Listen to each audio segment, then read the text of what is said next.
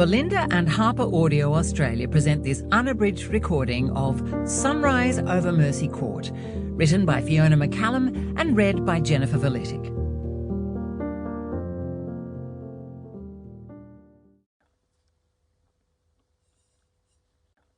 Dedication for C.W.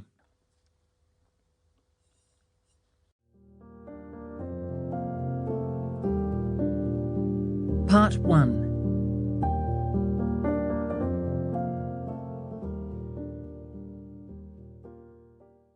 Chapter 1.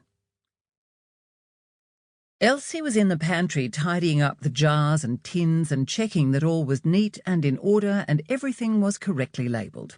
A lack of labelling wasn't a problem for them, well, so far, with both of them knowing, for instance, that the icing sugar and not the cornflour occupied the bulbous-shaped old coffee jar, and the cornflour the taller, squarer and more slender glass jar, despite their contents appearing identical through the clear glass.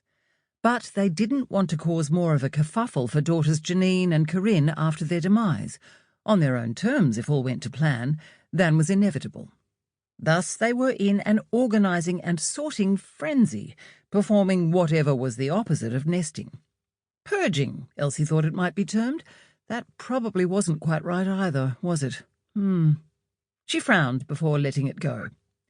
Anyway, this was one of the items on her and Howard's to-do list that they were gradually making their way through. They both loved being orderly and getting things done and out of the way. And there wasn't a whole lot else to do at their age of 78 in between the medical appointments, just general maintenance, they had no health issues, and attending the funerals of their peers, which was happening far too regularly. Elsie was enjoying being deep in the pantry. It meant less of the disconcerting occurrences where she thought the movements out of the corner of her eye grabbing her attention were their dear old dog Maisie, who had succumbed to age a month ago. Maisie had never been into the pantry. The space was a bit too tight for a human and a large German shepherd, and the dog had remained cautious to the end. Elsie still felt guilty for not being there with her and Howard at the final moment, and also at the thought that she was glad she hadn't been. The best thing about Maisie's passing, though God, she missed her more than she could probably put into words, was that they hadn't had to make the decision to have her put to sleep after all. They'd spent ages fretting over it, questioning each other over and over about how they'd know when the time was right. The dear old dog had kept them on their toes and on tenterhooks for the last few months of her life. One day she'd seem to be reasonably energetic and bright. The next she'd be spread out on the floor looking like her demise was imminent. They'd had a great vet, a kind, gentle, patient and reassuring woman. But she wasn't living with the dog and didn't do house calls. Lucky that, Elsie had often thought, otherwise they probably would have spent a sizable chunk of their remaining superannuation having her popping in to check on the dog.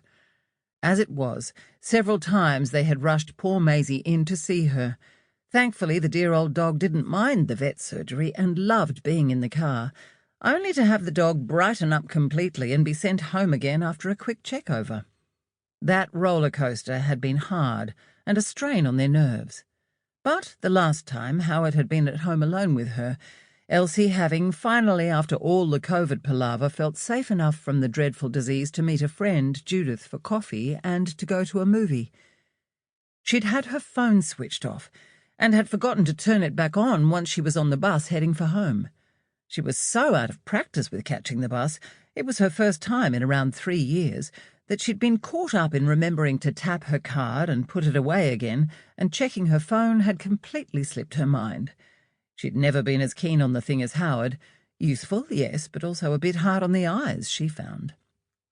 She'd entered the house humming to herself and wandered down the hall only to come out into the open-plan kitchen, dining and living area to find Howard at the kitchen table, head in hands, sobbing. Slowly he'd revealed that soon after Elsie had left, Maisie had collapsed on the floor, actually flopped from standing this time, and he'd not been able to find a pulse. He'd rushed her to the vet, only a few minutes away by car, and urged them to revive her so Elsie could have the chance to say goodbye. As Elsie stood there with her arms around Howard, Sample complete. Ready to continue?